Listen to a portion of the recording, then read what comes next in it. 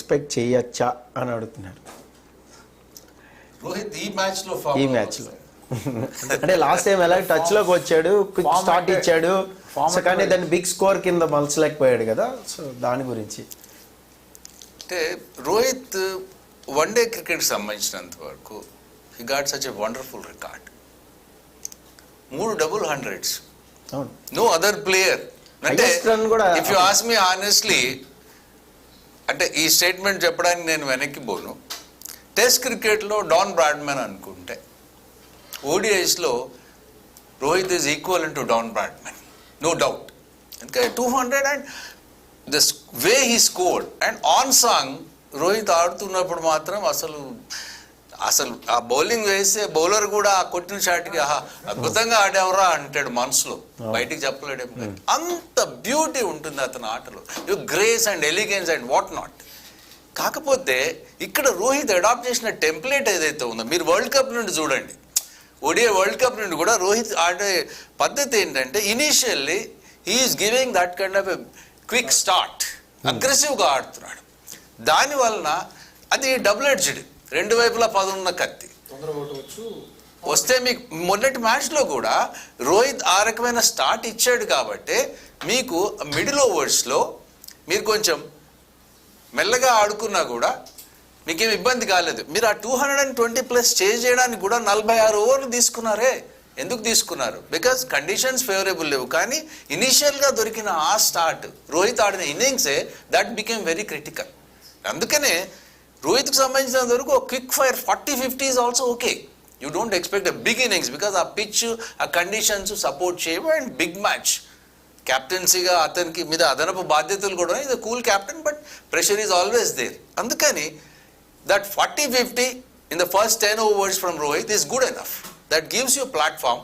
దాని నుండి బిల్డ్ చేయడానికి అవకాశం ఉంది. ఫామ్కు సంబంధించి అంటారా, రోహిత్, కోహ్లీ ఎవరైనా సరే వీళ్ళు ఎప్పుడు they are never out of form, they are out of runs. ఎందుకంటే వీళ్ళ మీద ఎప్పుడు పెద్ద ఎక్స్పెక్టేషన్స్ ఉంటాయి. ప్రతిసారి కోహ్లీ బ్యాటింగ్ వచ్చినప్పుడు 100 కొట్టాలి, రోహిత్ బ్యాటింగ్ వచ్చినప్పుడు 200 కొట్టాలి. ఈ ఎక్స్పెక్టేషన్స్ ఉన్నప్పుడు పాపం ఒక 50-60 పరుగులు 40 balls చేశాడంటే కూడా అరే ఇంతేనా అనుకుంటారు. Because your expectations are so big. So ఇంకొక క్వశ్చన్ ఉంది సార్ ఇక్కడ, బుమ్రా లేకుండా, సో మనం యాక్చువల్ ఛాంపియన్ ట్రోఫీకి వచ్చాం, అది వేరే విషయం. అయితే బుమ్రా లేని లోటు ఏమైనా ఈ పాకిస్తాన్ ఇండియా మ్యాచ్లో ఏమైనా కనిపిస్తుందా? సో అంటే హర్షదీప్ సింగ్ని ఏమైనా తీసుకొస్తారా రీప్లేస్మెంట్ ఆఫ్ హర్షిత్ రాణా? లేదు, మొదటి మ్యాచ్లో అయితే, ఎందుకంటే చాలా డెలిబరేషన్స్ తర్వాతనే మొదటి మ్యాచ్కు ఒక చక్కటి టీమ్ కాంపోజిషన్ తయారు చేసుకున్నారు. Harshit Rana gives you the X factor, additional pace. ఎక్కడైనా సరే ఆ 145+ పేస్ ఏదైతే ఉందో, ఏ రకమైన కొత్త బాల్తోని it's very difficult for the batters to play. అదొక పాయింట్. రెండోది hit the deck bowler Harshit Rana. అదేమవుతుంది, స్ట్రోక్ మేకింగ్ డిఫికల్ట్ అవుతుంది. తొందరగా వికెట్లు పడగొట్టకపోయినా సరే బ్యాట్స్మెన్లు అగ్రెసివ్గా ఛాన్స్ తీసుకునే అవకాశం తక్కువగా ఉంటుంది. హర్షిత్ రాణా ఆ రకమైన bowler. And Shami proven player. Comeback తర్వాత తను ఆ మాట కూడా చెప్పాడు పోస్ట్ మ్యాచ్ కాన్ఫరెన్స్లో, నేను మళ్ళీ నడుస్తానో లేదో అనుకున్నాను మొదటిసారి, మళ్ళీ ఆ ఆపరేషన్ తర్వాత. బట్ ఇది రిమార్కబుల్ కమ్బ్యాక్. ఇంకా వరల్డ్ కప్లో కూడా షమ్మికి అవకాశాలు ఇవ్వలేదు. ఒకసారి అవకాశాలు ఇవ్వడం మొదలు పెడితే మొత్తం మార్చేశాడుగా. మీరు 2023 వరల్డ్ కప్ గురించి మాట్లాడుకుందాం. సో అందుకని బుమ్రా లేని లోటు. కాకపోతే బుమ్రా ఉంటే it would have been different ball game all together. మొన్న ఆస్ట్రేలియా సిరీస్లో కూడా ఆ ఒక్కరోజు బుమ్రా ఉంటే things would have been different.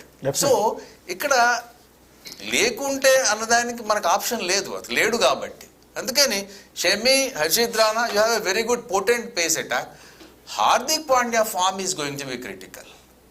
Hardik Pandya కొంత తన అగ్రెషన్ని కంట్రోల్ చేసుకొని సిచ్యువేషన్ ప్రకారం కనుక ఇఫ్ హీ బౌల్స్, కొన్నిసార్లు he gets carried away, he tries that gives that extra effort. అది లేకుండా కనుక వీళ్ళిద్దరిని కాంప్లిమెంట్ చేస్తూ హార్దిక్ పాండ్యా కనుక ఆ కొత్త బాల్తోని తర్వాత మిడిల్ ఓవర్స్లో కూడా if he bowls well then you have wonderful balanced attack. Balance ఉంటుంది. సో మనతో జూమ్లో ఉన్నారు, కార్తిక్ గారు ఉన్నారు. సార్ నమస్తే అండి. సార్ ఒక క్వశ్చన్ ఉంది సార్, ఏంటంటే రిషబ్ పంత్ ఆడాలి అంటే ఏ ప్లేస్లో ఆడాలి రేపు పాకిస్తాన్ మీద అనేది బిగ్ క్వశ్చన్ అయింది సార్. రిషబ్ పంత్ ఆడతారని మీరు అనుకుంటున్నారా? మీ ప్లేయింగ్ లెవెన్ ఏంటి సార్? యాక్చువల్లీ సో నా ఉద్దేశంలో రేపు రిషబ్ పంత్ ని ఆడిపించారు, ఎందుకంటే లైక్ ఇప్పుడున్న కండిషన్స్ కి లైక్ కండిషన్స్ కి దానికి ఐ థింక్ రిషబ్ పంత్ కంటే like Rahul Dravid sorry KL Rahul చాలా చక్కగా సూట్ అవుతాడు. ఎందుకంటే ఆ పేషెన్స్ కావాలి, లైక్ ఆ టెక్నిక్ ఉండాలి అండ్ ఆ కన్సిస్టెన్సీ కూడా ఉండాలి. So Rishabh Pant is a wonderful player undoubtedly, but ఏంటంటే ఈ కండిషన్స్ కి సూట్ అవుతాడా లేదా అనేది ఒక చిన్న క్వశ్చన్ అయితే ఉంది నాకు. అండ్ నా ఉద్దేశంలో రేపు హర్షదీప్ సింగ్ ని తీసుకుని వస్తారని అనుకుంటున్నాను నేను in place of Rana. Okay, ఎందుకంటే లెఫ్ట్ ఆర్మ్ బౌలర్ ఒక చిన్న అడ్వాంటేజ్ ఉండొచ్చు ఇనిషియల్ ఓవర్స్ లో. తట్టు పాకిస్తాన్ మీద కూడా మంచి రికార్డు ఉంది కదా. Probably like Kuldeep Yadav place లో నాకు తెలిసినంత వరకు వరుణ్ చక్రవర్తిని ఏమైనా ఎక్స్పెరిమెంట్ చేయొచ్చేమో అని అనుకుంటున్నాను నేను. But as such like I think the whole like the flow of team will be almost the same. But ఇది నేను అనుకుంటున్నా. బట్ నా ఉద్దేశంలో ఏంటంటే ఒక లెఫ్ట్ ఆర్మ్ సీమర్ చేయడం అనేది ఒక చిన్న అడ్వాంటేజ్ గా అయితే ఉంటుంది రేపటి మ్యాచ్ లో. అండ్ మన మన like opening pair I think everything is perfectly set. ఇందాక సార్ చెప్పినట్టు Rohit Sharma is in form, అంటే the way he's performing and everything he's in form. తను చాలా చక్కగా మొన్న ఇందాక సార్ చెప్పినట్టు లైక్ ఇనిషియల్ 40+ రన్స్ చేయడం అనేది మన మ్యాచ్ లో మంచి అడ్వాంటేజ్ అయింది. So every one are in form, even like Virat Kohli కూడా తను చేసిన కొన్ని రన్స్ అయినా చాలా క్రూషియల్ రన్స్ తను చేయటము. సో ఇవన్నీ మంచి అడ్వాంటేజ్ అయితే క్రియేట్ అవుతుంది. Like so we're in good position as such.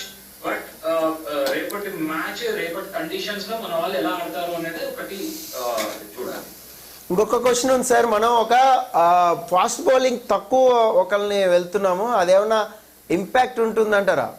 అంటే పాకిస్తాన్లో చూసుకుంటే 3 పేసర్స్ ఉన్నారు, సో మనం అయితే ఇద్దరితోనే వెళ్ళాలి. థర్డ్ పేసర్ కింద సార్ అన్నట్టు హార్దిక్ పాండ్యా ఒక్కడే ఉన్నాడు. సో అదేమన్నా ఇంపాక్ట్ చూపిస్తుంది అంటారా మిడిల్ ఓవర్స్ లో?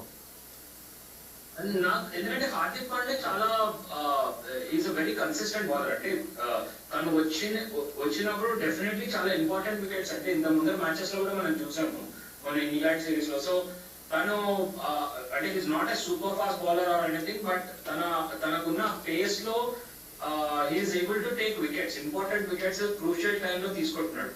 సో డెఫినెట్లీ ఏంటంటే లైక్ హార్దిక్ పాండే తనకున్న రోల్ చాలా అంటే he understands his role very well. తన రెస్పాన్సిబిలిటీ అండ్ రోల్ చాలా క్లియర్ గా తనకి అండర్స్టాండింగ్ ఉంది. So definitely I think Hardik Pandey role అది కంటిన్యూ అవుతుంది అట్లానే బౌలర్స్ లో. యా అఫ్ కోర్స్ లైక్ నాకు తెలిసినంత వరకు స్పిన్ డిపార్ట్మెంట్ లో జడేజాకి మేజర్ రెస్పాన్సిబిలిటీ ఉండొచ్చు రేపు, ఎందుకంటే తను ఒక ఎక్స్పీరియన్స్ క్యారీ ఫార్వర్డ్